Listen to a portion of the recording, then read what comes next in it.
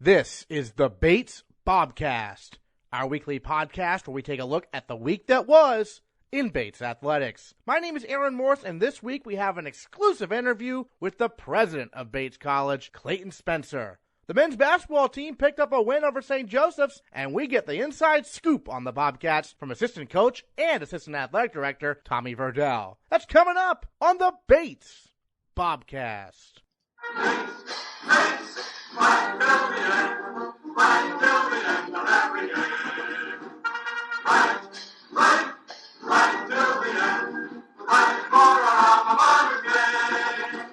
After taking their final exams, the Bates men's basketball team visited Standish on Sunday and defeated St. Joseph's 68-58 behind 15 points and 5 rebounds from Marcus Delpesh and 11 points apiece from Malcolm Delpesh and Quinn Leary. We sat down with assistant athletic director and assistant men's basketball coach Tommy Verdell to get an update on the program as they head into winter break. Coach mentioned this to the team, and I agree with him wholeheartedly that our first practice after finals, we only had one practice going into the game. Normally, that's a very difficult practice, the stress from finals, not having really played that much ball. But that practice was one of the best practices in my, I've been here 3 years as an assistant coach in some capacity with Bates basketball. That was definitely the best one by far I've seen. And it really carried over into the game on a Sunday. It was weird playing on a Sunday, but on Sunday, yeah. So, that really led to our having our success in that game. And that speaks a lot about our team and where we are as a team, because if you look at some other scores that took place this week, kids and teams coming off of finals, there were a lot of upsets there.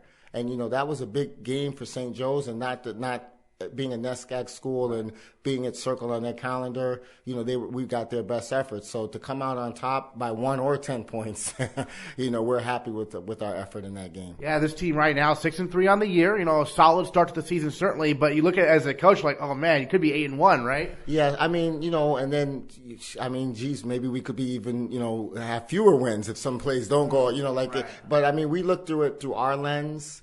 And yes, definitely, the Colby game, we think about, that was one of the craziest games I've ever been involved with, just some of the plays. The 4-point play in the first half kind of really turned the whole complexion of the game around. It was just weird from that point forth. And like you said, DeSales, the first game of the year and stuff. But it is what it is. We are who we are, and we are what your record says we are. But I think that our goal has been to progressively get better every single day. And for the most part, I think that's happened. We've had a couple of days, obviously, where we've taken a step back in practice or a game. But I think what really shows in this team is our resiliency and our commitment to each other, that we take that step forward or 2 steps forward if we do take 1 step backwards. Great. And then you're a guy who's coached many great talents. You've coached in the D-League previously. So when you look at the Delpesh twins, what makes them such special players in your opinion? First of all, what they can do defensively, not just blocking shots, but being able to guard multiple positions on the perimeter and on the block is a blessing and a gift for us as a team. It lets us have a lot of versatility on what we want to do defensively. And offensively, they've developed. It's weird because I was involved in recruiting them, and then I never got to coach them, because I got a job at a different school and stuff. So now this is my first year actually coaching them, even though I was back last year watching, not coaching. So for me, it's my first time working with them. So they're very coachable. They want to get better. There's a hunger to learn as much as they can about the game. And I think, to be honest with you, the play that Malcolm made in yesterday's game speaks for them, for both of them. It happened in front of our bench. I forget exactly what happened, but I think he went for a score or whatever.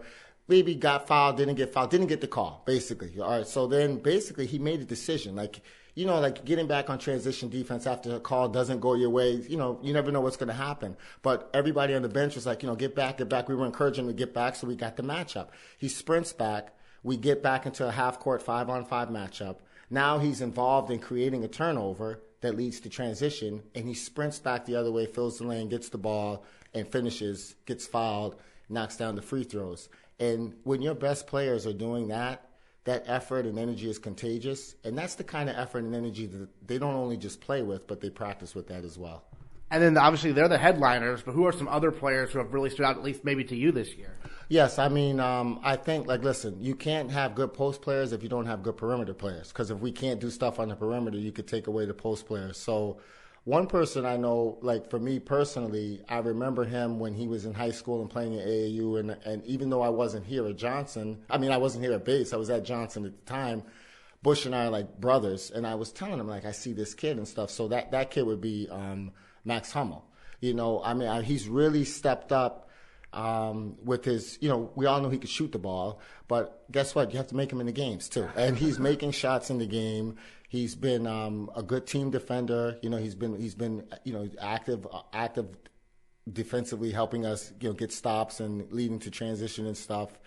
And so that I think has been a little bit of a pleasant surprise. I think we got more out of him than we thought we were going to get out of him.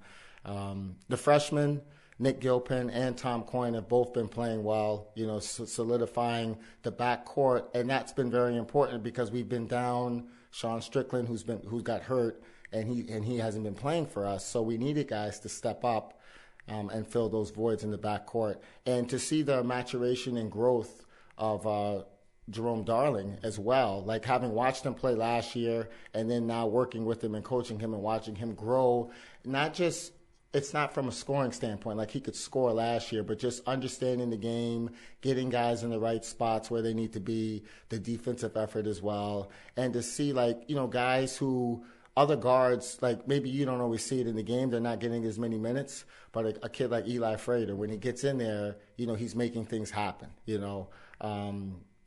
Justin Zukowski, when he gets in there, he's bringing energy and effort. Connor McLeod, a senior who's been with the program for a long time and making the contributions.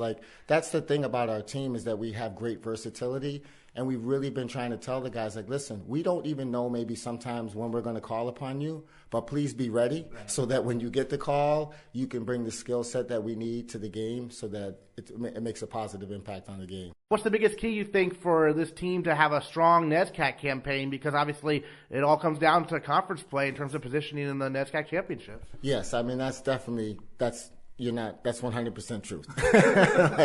Where we are in our season, 6-3. Most people will be like, that's not bad, this or that. But the reality is that the league play is going to determine how many games we can add to our season as we move forward. And the league, as always, top to bottom, is just rugged.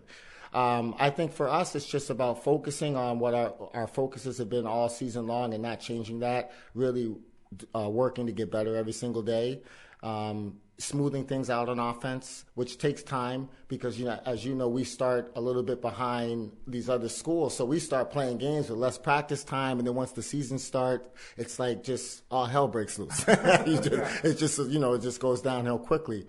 But I think we're there because I think we have a bunch of guys that are receptive to coaching. I know us as our staff, we're really trying to be very critical and self-analyzing ourselves to see how can we get better, and then trying to bring that to our team. But at the end of the day, I think that it's no secret. Everybody can see all of our games.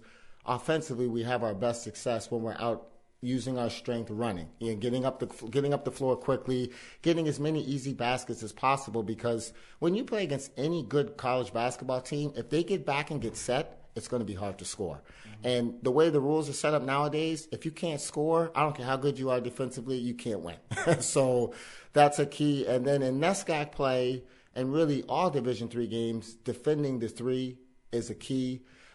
Because, just what I talked about scoring. So we want to try to hold them back from scoring. And that's been a point of emphasis that we've been working on this year defensively. And just focusing on those two things and just trying to get better and hopefully getting some guys back. We've been shorthanded all year. Another one of our freshmen, Jeff Spellman, he's a hell of a player, and nobody's even seen him play yet, And, I don't know what's going to happen with Nick Lynch. He's been in and out. And there's talk maybe Strickland will be back at some point. So, we have a lot of stuff to look forward to, and we already are playing about 10, 11 guys with versatility. If we could add a couple more parts, I think that's one of our niches this year, is that we can change who we are for the better for us, not because we can't match up, but we can dictate some matchups, like we're going to play this way against this team, and they have to adjust and change to us. At least that's the blueprint. Let's see what happens in our reality. The men's basketball team will get to spend the holidays with their families before they head to the Big Apple for the NYU Men's Basketball Classic.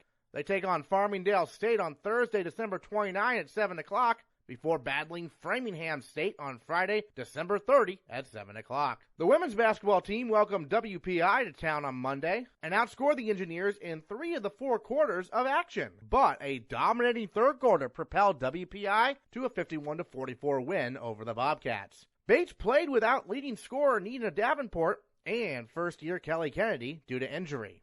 Lise Henshaw led the way for Bates with a game-high 18 points.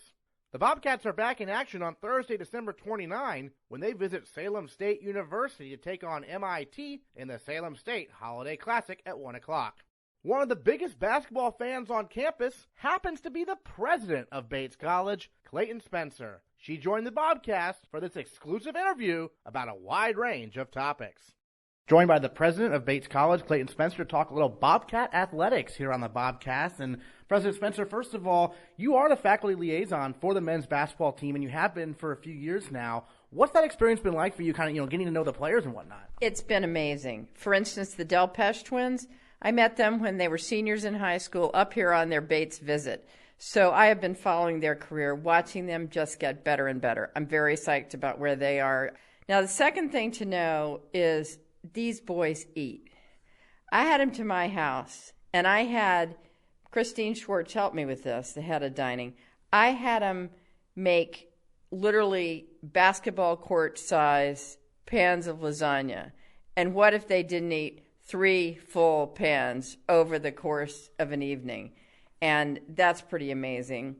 And I just love watching them. I just was at the game, that rigged game that we lost against Colby by 1 point. I'm not going to even comment, not at all, on some of the calls in that game. But let's just say we're going to be back for revenge against Colby right after the break. Sounds like a plan. And you mentioned the Delpeche twins being off to like a great start this year. Obviously, 2 years ago, they made the NCAA tournament, did the team. Last year, a tough season, but this year they got lots of home games in January. So how excited are you for a potential of a bounce-back season for these guys? I am super excited. They're doing great. I mean, that Colby game could have obviously gone either way. And the twins are looking fantastic. Jerome Darling is playing great. Sean Strickland, I'm sorry to say, is out at the moment with some kind of boot on his leg. Not sure what the injury is, but I hope we'll see him back. But people are really stepping up. Max Hummel's stepping up. Eli Frater had some good playing time last time.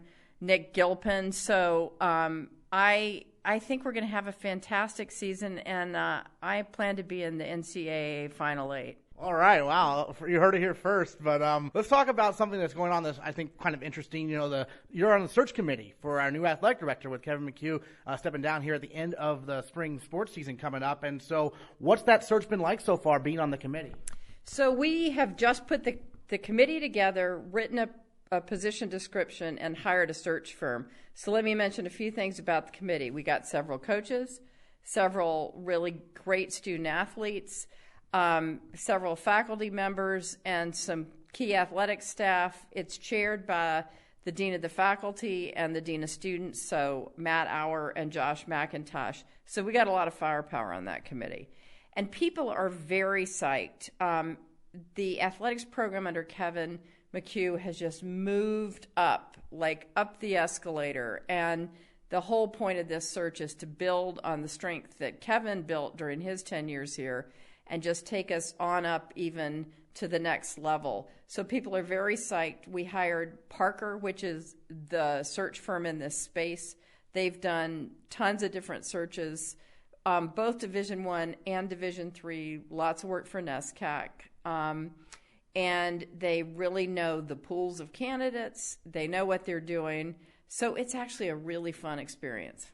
And for you personally, what characteristics are you looking for in a new athletic director? So I think we want to keep some of Kevin's really strong relational characteristics. He is super supportive of the coaches. He goes to all the games. He's seen everywhere. We want somebody who's going to vote with their feet in that same way and support their coaches. We also want somebody who can take a long view and say, okay, 5 to 10 years out, where do I want this program?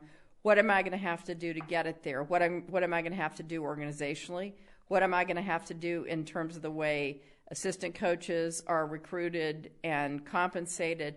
What do I need from the college by way of resources and other kinds of support to take this program to the next level? Great. And speaking of new hires, Bates recently did hire a pair of new coaches, including Michaela Holland for alpine skiing and John Martin for baseball. Michaela is a Bates alum, and then as are a few of our other coaches. So what does it say about Bates that, we have alums eager to come back and, coach the teams? I think it's fantastic. And obviously, one of the things any liberal arts college is looking for, any campus community, is the question of fit.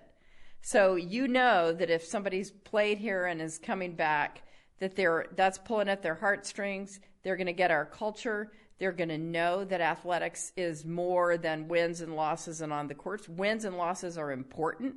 I want our athletes to have a successful experience. They're going to have a richer experience the more successful they are. So I want to emphasize that. But they're first and foremost students, and they're all taking rigorous course loads. And the coaches who've been at Bates, they get that. They wrote that thesis while maintaining their athletic commitments. So I love that model. Let's just go outside of athletics for a moment. We're headed towards 2017 now. What are some of your biggest goals for the college in general this upcoming year? Sure.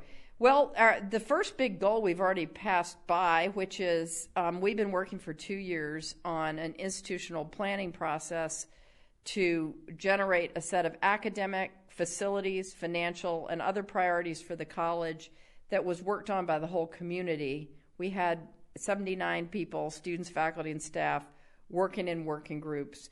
That was passed unanimously by the faculty in October and then passed unanimously by the Board of Trustees. So from that institutional plan, we can peel off the set of priorities that are going to guide us in our upcoming capital campaign. So I've spent a lot of time this year meeting with some of our closest inner circle of donors to lock down the set of commitments that will enable us to set an ambitious goal for the campaign and move the college forward from a fundraising point of view. So that's very exciting. Then more closer to home, 2 years ago we raised the money for $19 million in total for 6 new faculty chairs, and 3 of those were designed to start a program in digital and computational studies.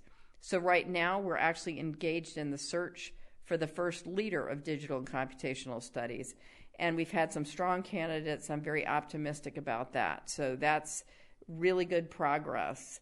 And then purposeful work continues to be a very distinctive approach to the whole question of preparing our students for life and work. This year we were up to 248 internships paid either by the college or employers. So that's giving a lot of our students fantastic experience across a broad range of fields. We are teaching practitioners taught courses in short term, and in general taking a very mission-based developmental approach to preparing our students for life and work and social contribution that is just going to, I think, increasingly strengthen the power of a degree from Bates. Great. And then, back to athletics for our last question here. You kind of touched on this earlier, but what's the next step you see the athletic department specifically maybe needing to take to continue to make progress and not just, stand still in terms of, wins and losses and other areas of athletics in terms of success, on and off the field for our student athletes? Well, I think whoever's listening to this Bobcast will probably be relieved to know that I'm not in charge of athletic strategy. Right. That would not be a good thing. So the next step for us is to hire a fantastic athletics director and then work with that person on taking the program to the next level. And I sure as hell hope that person has a lot more knowledge of what he's trying to do or she's trying to do than I ever would sitting here. But that's the really exciting thing. The way to make progress at an institution is to get the right leaders in the right seats and then get their creativity going with the existing strengths, seeing the areas where we have gaps. And I realize that's a pretty abstract answer, but that's I think the right way to think about this. So stay tuned. We'll hopefully announce a really exciting athletics director this spring, and then it'll be off to the races. All right, President Clayton Spencer, thanks so much for your time. Thank you. The Bobcast is taking a couple weeks off, but we'll be back on Tuesday, January 10 with a full recap of everything you want to know about Bates Athletics. We'll talk to you in a couple of weeks next time on the Bates Bobcast.